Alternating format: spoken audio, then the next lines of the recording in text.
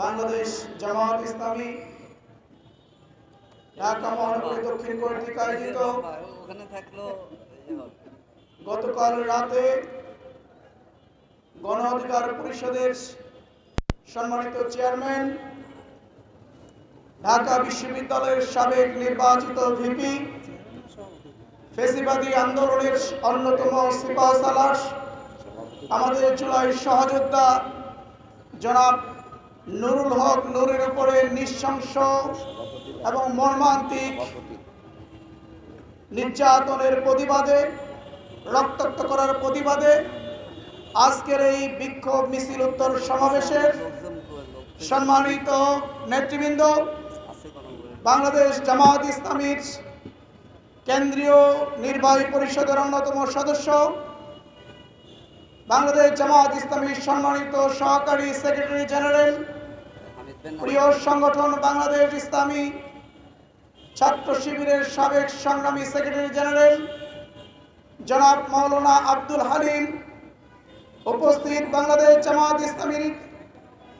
ঢাকা মহানগরী দক্ষিণের সম্মানিত নায়েবে আমির, আজকের এই সমাবেশের সম্মানিত সভাপতি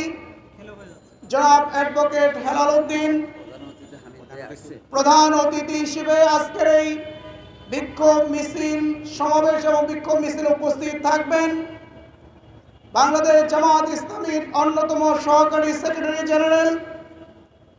সাবেক এমপি, গণমানুষের নেতা জনাব এইচ.এম. হামিদুর রহমান আজাদ, ঢাকা মহানগরীর বিভিন্ন পর্যায়ের নেতৃবৃন্দ, সাংবাদিক বন্ধুগণ,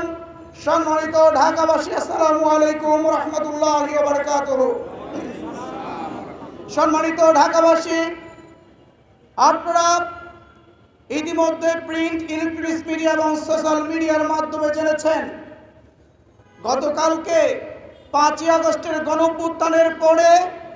1 বছর পেরোতে না পেরোতে গতকাল রাতে ঢাকার রাজপথে একটি মর্মান্তিক এবং নৃশংস ঘটনা ঘটে যায়। আপনারা জানেন,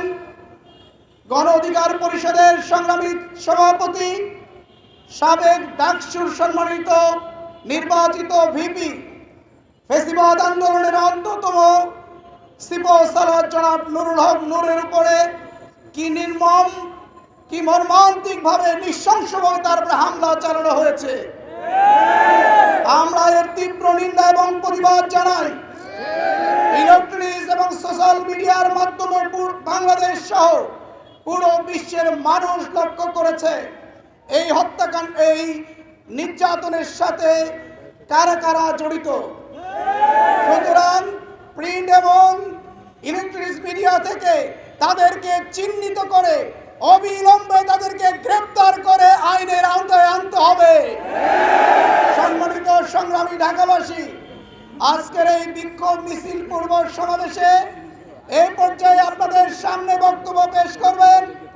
বাংলাদেশ জামাত ইসলামীর কেন্দ্রীয় মজলিস শিশুর